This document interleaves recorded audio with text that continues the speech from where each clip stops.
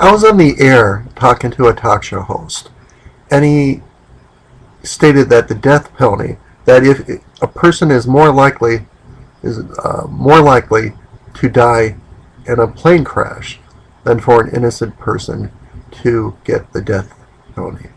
Um, wow, this was such faulty logic. Yet, a person is probably more likely in their lifetime to get the death to die. Excuse me. A person is probably more likely to die in a plane crash than to be wrongly convicted. Well, those are two different groups. Now, if you're convicted of a crime, it's much more likely that the person a crime and sentenced to death. It's much more likely that the person convicted of the crime and sentenced to death is innocent than you will die in a plane crash. They're not even close. Over 140 people have been wrongly convicted in the United States in the last 40 years and taken off death row, acquitted. The evidence shows they're not guilty. That's a staggering number of people.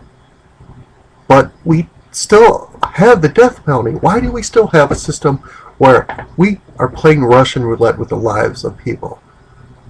No. Some people say, well, the system works. They were taken off death row. Well, they were taken off death row because it works with people opposed to the death penalty, who forced the system to take action, who brought lawsuits.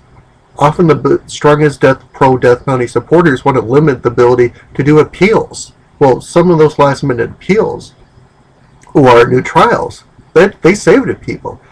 There's a lot of people say the government can't do anything right. But these are the same supporters of the death penalty. The same people who think the power of the government should extend to the taking of a life even when you're not sure. There's some really bad people with really heinous crimes. People like Charles Manson, who ordered the deaths of people in the late 60s, before I was born. But that's not the average murderer. The average murderer is someone where their guilt is much more in doubt. Because witness testimony is often wrong. It just is. That's why DNA analysis really has to be more common when it comes to pre- and post-death penalty convictions. Because it's easy to support the death penalty when you're not the one on trial. When you're not the one convicted, or when your family and friends are not the one convicted. But afterwards, it's much harder. But, if that's you there, then the pro-death penalty supporters probably would have different takes on it.